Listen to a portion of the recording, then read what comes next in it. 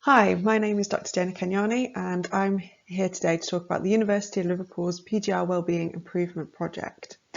In 2018, the University of Liverpool was awarded a grant by the Office of Students Catalyst Fund to support the wellbeing of our PGR students.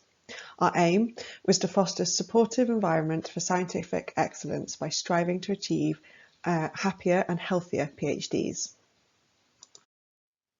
Over the last 3 years, we've worked on 4 key areas to improve our PGR wellbeing. Firstly, we looked at our PGR students as a whole, and we looked to improve their induction process, for example, making sure they know where to get the support, talking about wellbeing and mental health right from the beginning of their PhD process, and also helping to manage their expectations for the PhD to come. We've also worked with other areas in the university to provide more developmental training throughout their PhD. We've also looked at supervisors and developed an online mental health and wellbeing training process for supervisors that's been rolled out across the university, and we're looking to hopefully make compulsory within our faculty at least. We've also recognised the role of non-supervisory staff. We took part in a sector-wide survey working with the Science Council, the Royal Society of Biology and the Institute of Physics, and this was completed on the role technicians play in supporting PGRs. From this, we've developed training and supporting documentation to help develop our technicians when they are supporting our PhD students.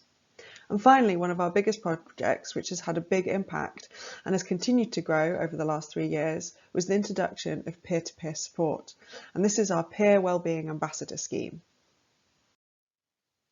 The scheme originally started within one institute within the Faculty of Health and Life Sciences with 5 wellbeing ambassadors. These ambassadors were given bespoke training as well as mental health first aid training to allow them to support other students on a one-to-one basis, as well as providing wellbeing activities throughout the year. In the second year, we scaled up the project to expand it to 3 other institutes within the faculty, and we also got approached by another faculty within the university who also wanted to roll out the scheme. We then had 19 ambassadors across the whole university, again providing that one-to-one support, being involved in the inductions for our new starters and providing those wellbeing activities. We also had our first across-university PGR only event, which took place as a PGR pub quiz. We were getting a lot of good feedback from the students, not just about the one-to-one support, but also the events themselves, allowing students the opportunity to take breaks from their PhD, but also to speak to other students that might be going through similar things, and also to make friends. Unfortunately, this cohort of students had their year cut short due to COVID, which meant that we obviously were put into lockdown and everyone was off campus, making it very difficult for us to provide some of that one-to-one support and also the events. On top of this, in May, our faculty underwent a planned restructure, which meant that our students were kind of moved around, meaning the scheme kind of faltered near the end of this year. However, the initial project lead moved to the Central University to work with the Liverpool Doctoral College, allowing her to roll out the scheme for its 3rd year across the whole university. I then moved to the position at faculty level to lead the scheme within HLS, supporting Maisie, who was sat at the university level.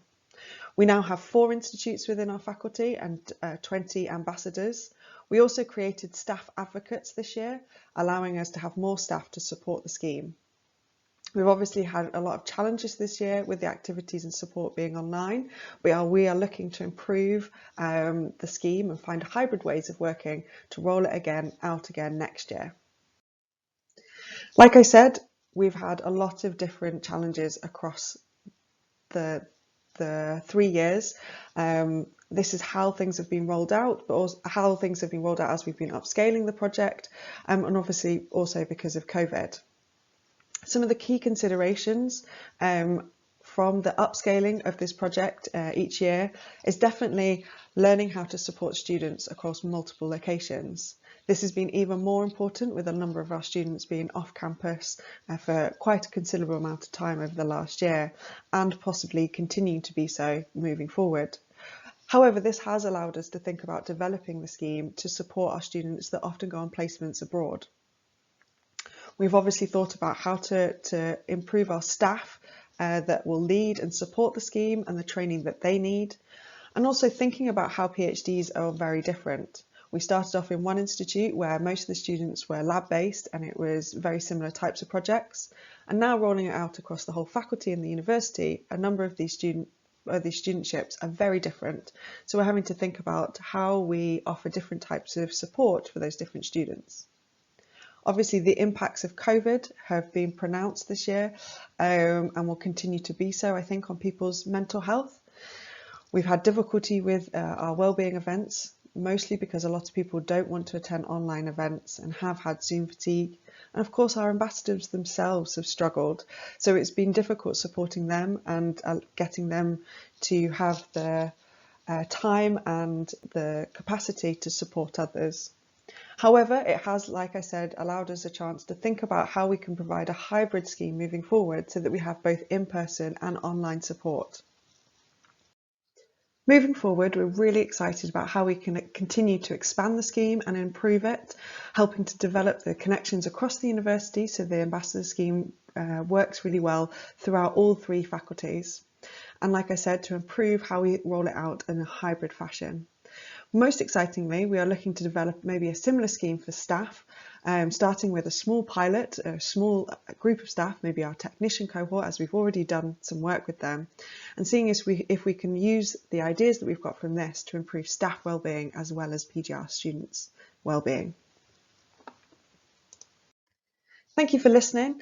If you have any questions, please feel free to contact me or Kate Jones, who is also leading on this project. Thank you very much.